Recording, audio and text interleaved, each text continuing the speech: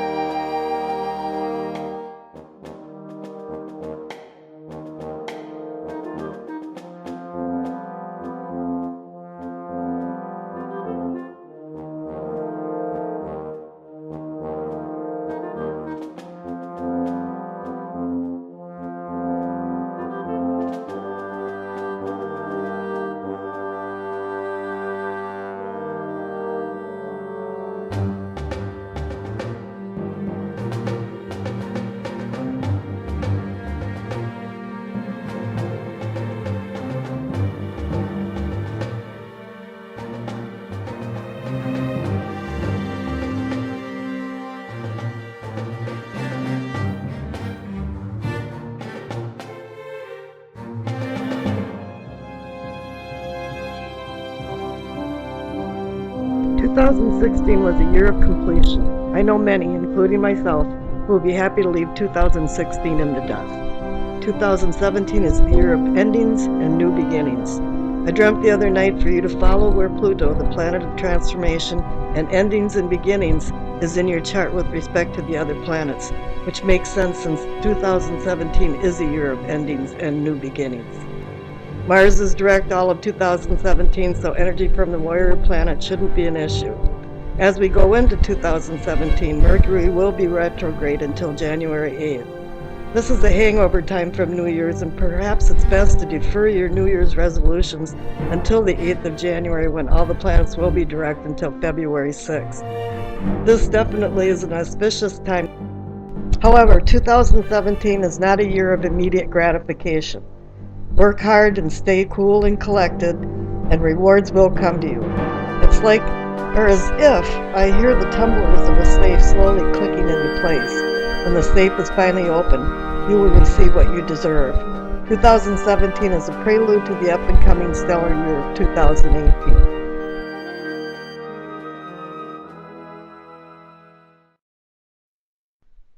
Before we get started, I'd like to explain my unique tarot spread that I put together so you have a more fulfilling experience in your readings. The 7 core cards depict the 7 chakra energy points of the body. The 3 cards on the left depict the bottom part of the body, the spine, the pelvic, the solar plexus. The center is the heart. To the right is the throat, the third eye, and the crown. They all have their own place in what you're doing in your life, but this is the unconscious inner self versus the conscious self on the right side.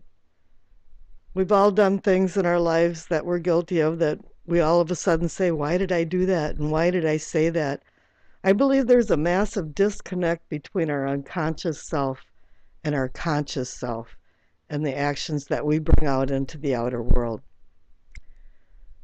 The lower right-hand card is the base of the spine. This is a culmination of who you are, from past lives to childhood traumas, to childhood cherished memories, to today. We're ever evolving all the time, and that's why I call it sourcing and urgings instead of foundation. The second card up, the pelvic or the sacrum, depicts actually emotional and spiritual growth, or growth of any kind, and also sexual prowess, and how you think about all this in your unconscious mind and how it comes out into the world. I call this the awakening or the arousing for growth, but it's more on a cosmic level, because the cosmos has natural laws that are in harmony. But then we go up here to the solar plexus, which actually they call the navel, as well. And we're dealing with something completely different because this is a universal life force that you're thinking about. And it's more of feeling and sensing, is what I call it.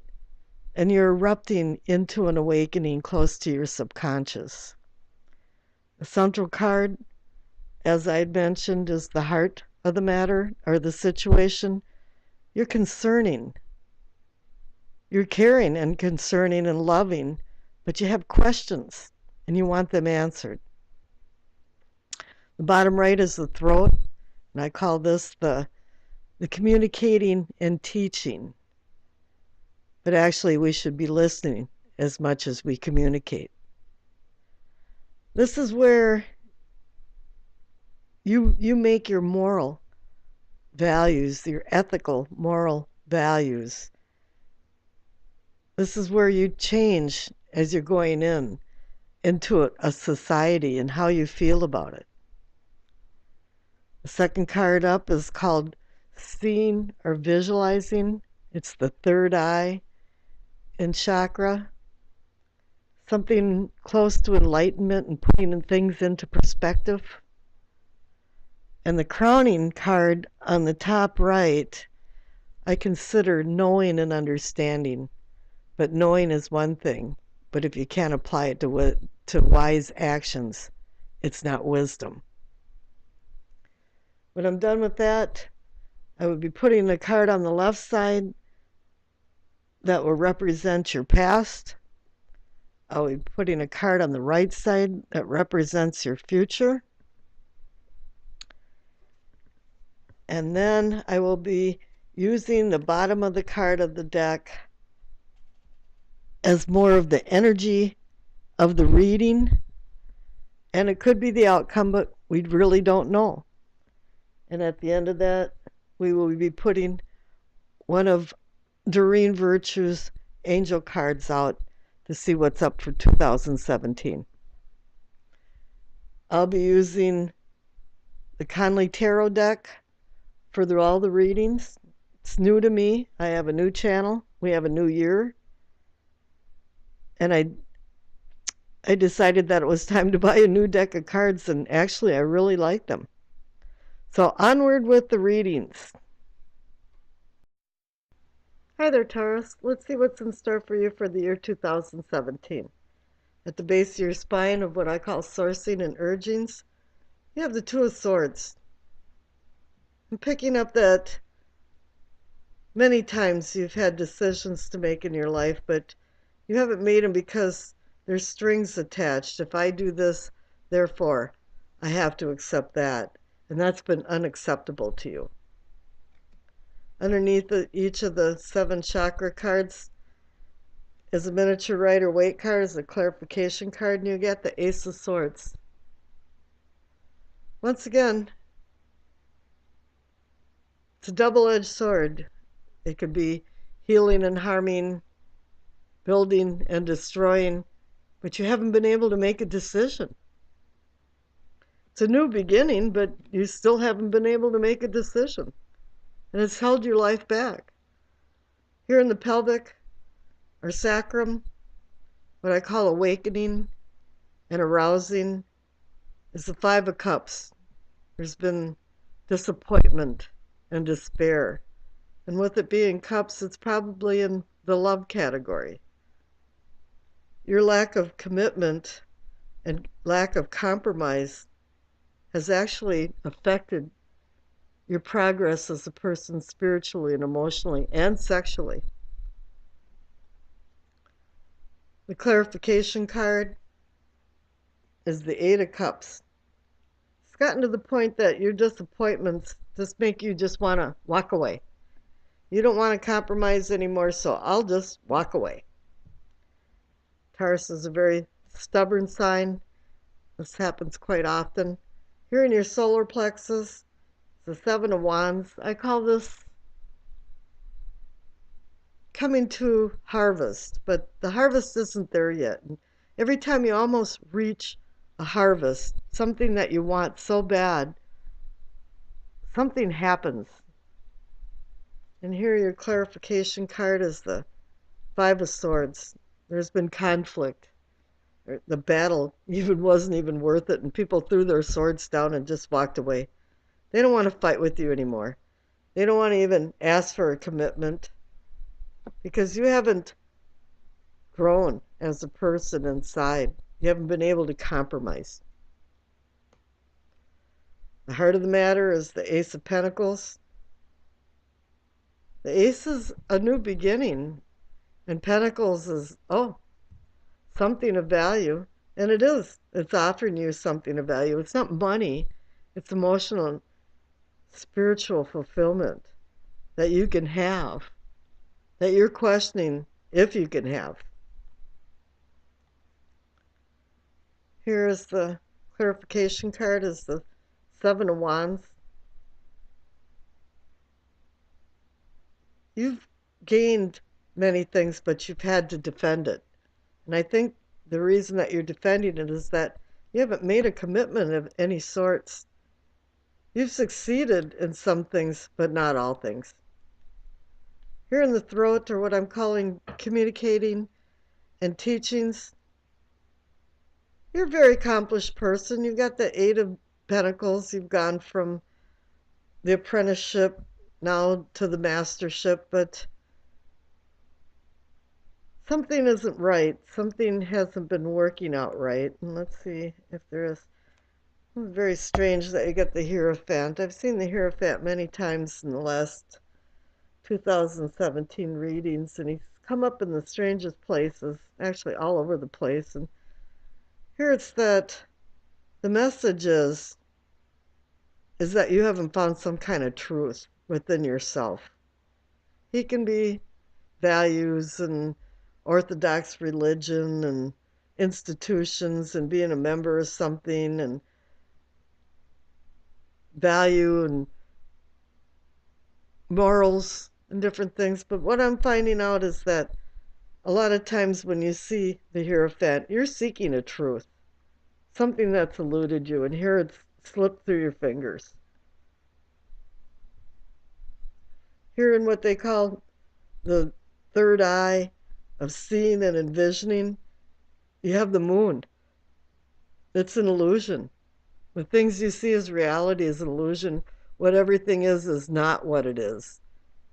And you're starting to find that out, that you've been kind of living in a delusional life, and reality isn't really where the real world is. As the clarification card is the Ten of Wands. This is telling you that it's been a very heavy load because you haven't seen the reality. But then again, you're at 10, and that's the endings and new beginnings. So maybe you're starting to surface and realize that things haven't been quite right in your life. For the crowning, and what I'm saying is knowing and understanding, is the Knight of Swords. You've made such impetuous decisions, and you've ran really fast from one thing to the other, that you're really not sure what you want. The knight's not telling you. Even his horse is the only thing that knows where he's going. There's been maybe some harsh words said here as well with the Five of Swords. Here the clarification card is the Six of Cups. And what it's saying is that you've been living in the past and you haven't been in the future. Your past card is Temperance. I'm finding out that you might have been able to balance things with temperance, but it's been all over the graph. You've been up and down and up and down, and you have to start finding. You have to start tempering yourself and moderating yourself, because there's been so many things here that's saying that you've been up and down. As your future card is the Emperor. The Emperor is a great card. He's a mentor. He's the man. He runs his empire by laws and rules. He organizes everything, but then again, he's a person that won't compromise. And you might want your life the way it is, and you won't compromise, but then again, you won't achieve what you want. Taurus is a sign that is very stubborn, very bullish. The bottom of the deck card is the Knight of Wands. It's kind of funny, you can be a lot of things, playing with fire, kind of a feeling of fury and fire, but for me, I've seen him more as where he just knocks somebody silly with his wand. You have to start making some good decisions. Just making decisions actually would be better in this instance. Here's the Dream Virtue Messages from the Angels card. And you got Sarissa. I've never seen this card before. You are at the end of a cycle in your life. Call upon your angels to comfort you and to guide you to your next step. Happiness awaits you now. There is happiness for you, but you have to change. You have to not be so stubborn. You have to compromise in your life, and you will find happiness. I think with 2017 being a year of endings and new beginnings, this is an excellent time to change and find new beginnings, to find happiness that's awaiting you.